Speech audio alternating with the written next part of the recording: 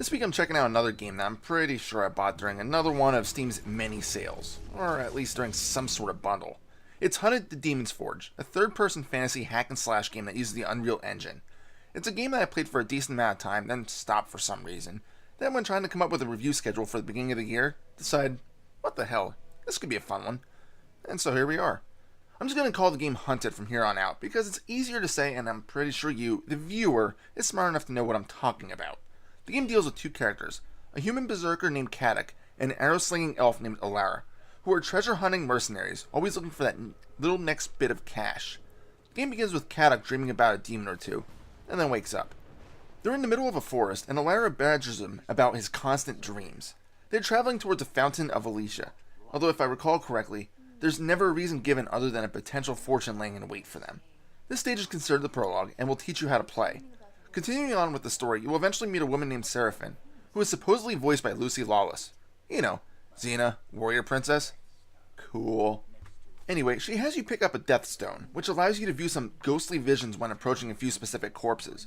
These visions give you a bit of backstory with the game's lore, and it's pretty enjoyable at times, although some of them are fairly useless bits. Anyway, once you pick this up, the place starts falling apart, and you'll run around, defeating enemies and just trying to escape. Afterwards, you'll enter the town of Dyfed, which tends to be in pretty bad shape.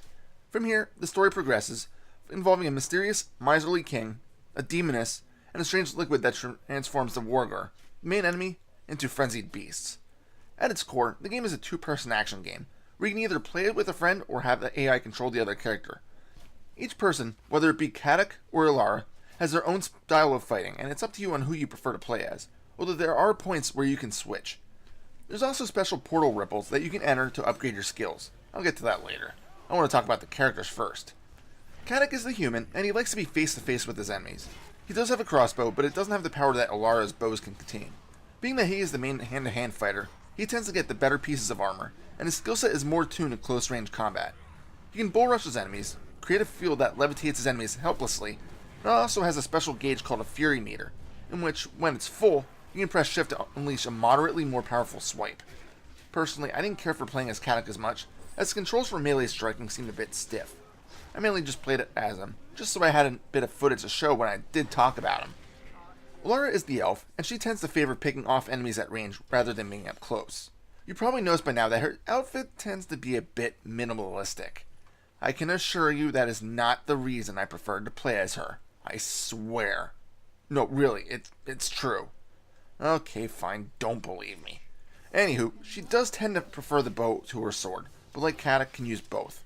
Since she doesn't have a Fury Meter to worry about, she can instead zoom in with some of her bows by using shift. It really depends on which bow you're using. Let me explain how you sub out your weapons. Both characters have a sword and projectile weapon, as I've already mentioned. At times, while playing the game, you can find weapon racks. When a character destroys them, a weapon or shield will drop, and only for the character that destroyed it. For instance, if Kadak destroys it, Alara won't get anything from it.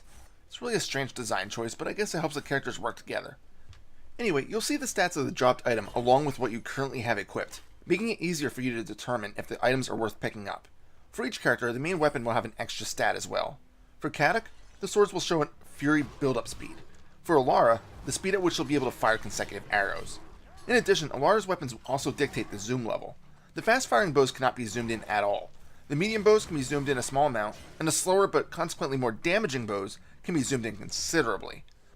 I used the zoom a bit, as it really does help you get those extremely useful headshots. There's a weird thing I noticed with Alara's bows. See, the aiming reticule will show as yellow most of the time. When it turns red, that's when you should fire. If you fire at any time other than when this reticule is red, you'll probably miss, even at close point-blank range. I don't understand this. I get that it's trying to simulate her lining up the shot, but if I'm aiming at something, it should hit.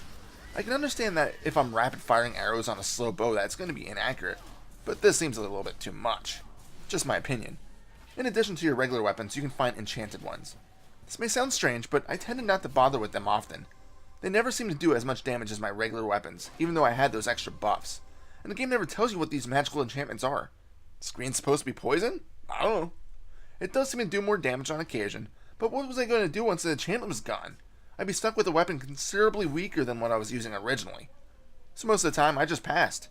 I also have to mention that the number above the arrow count, which I would assume to be the charge count, doesn't drop after every shot. So what is this? Or does the magic only happen randomly? Strange. Of course, there may be times when your standard weapon attacks just aren't cutting it, and that's where your abilities come in. They come in two varieties, spells and skills. Each character's skills are different, but the spells are identical. All of the skills are performed by pressing Q, but are selected by pressing the 1 through 4 keys.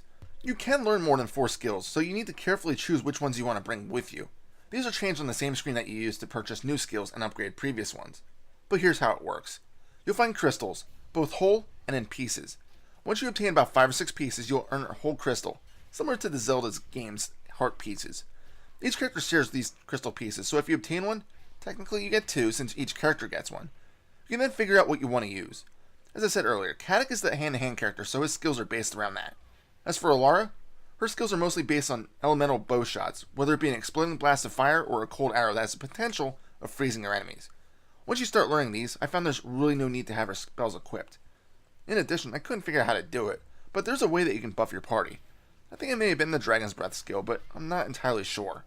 At times, you'll be engulfed in a red glow, and I think your power just temporarily increases. In addition, Alara gets infinite ammo during this time, so I just rapid-fire arrows once I was able to equip 2 bows, and carried a fast or medium rate weapon. I'm sure it's probably easy to activate this ability, but I just relied on my partner to do it for me. Also, in order to make the game a bit fairer, your skills cannot all be purchased right from the beginning of the game. Basically, each skill set has 3 tiers. The first set is available right from the start. The second tier unlocks at Chapter 3, and the final at Chapter 5. By Chapter 3, you probably have enough crystals to upgrade what you want. But the final tier's abilities are incredibly expensive, so although I was expecting just to buy everything right from the start, I found out that my hunt for the crystals wasn't even close to being finished. Truthfully, the crystals are pretty plentiful, so you won't need to go out of your way just to upgrade your abilities. However, there are a few hidden areas which can make things slightly easier, but again, they're not really required to be found. Speaking of hidden areas, there's also a decent amount of optional side quests. Again, I didn't really bother with many of them. Half the time, I didn't even realize that there was a side quest available. I would just pick up an item like a key or artifact, and that would just disappear after a certain point. Then I realized that it was for a side quest I just essentially went out of bounds on. Sure, there is some lore that will give you hints, along with speaking doors that will tell you hints on how to proceed by them, but some of them are too cryptic, even for me. I like side quests, but a lot of times I like being aware that I'm trying to complete one. Plus, the rewards in the side quests that I did complete just didn't make finishing them worth it. The game has an interesting potion revival system. Basically, enemies and destroyed objects will drop red potions, which can replenish your life by pressing R. You also get mana potions, which are blue in color and cannot be manually used. They are used automatically in 2 scenarios. 1, if you run out of magic power and try to cast another spell or use an ability. 2, you pick up a mana potion when you can't carry anymore and you're not at full spell power. You can also find red swirls of energy, which will immediately replenish a small amount of health. But let's say you or your partner falls. You don't have to run up to them and heal them. Instead, just focus on their general direction, because the aiding character can literally just throw you a revival vial. You have a fair amount of time to react to a dying partner, but of course you definitely don't want to be lazy with it, because they will die. In the beginning of the game, you can only carry 1 of each potion, but by completing achievements during your journey, you'll get bonuses which include being able to carry more potions, carry more arrows, find more gold, or even be able to see your character's special finishing move more frequently. You can access these achievements to see how close you are to completing them by pressing Tab. In here is also where you can view your abilities, gold tally, and background lore. Only quirk is that you have to manually page through each category instead of being able to choose from a list. Oh, and in addition, each character has their own achievement list, so killing enemies with Alara isn't going to add into Kadak's count. And speaking of gold, it's a bit disappointing to find out that the gold is simply used for the map creator. And all this map creator is, from what I've read, is essentially a gauntlet creator where you decide what room and how many of what type of enemies you'll encounter. The more gold you'll find, the more options you'll have available to you. Personally, I didn't even bother with this because I didn't care, but the option is there. I guess we'll wrap up with my usual last comments on the graphics and sounds. Graphically, I'll say that the game uses the Unreal Engine, which I've already mentioned at the beginning. They're pretty good, although everything is fairly dark, which I guess is to be expected in a dark fantasy game. There's a few points where you enter brighter areas, like a wooded area outside Dyfed, but sadly, this doesn't last too long, and the scenery ends up being pretty repetitive. It would have been nice to see a bit more varied locales. Plus, the enemy variety is just a little lackluster.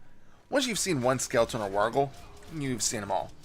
As for the sounds, they're average, your normal fantasy stuff.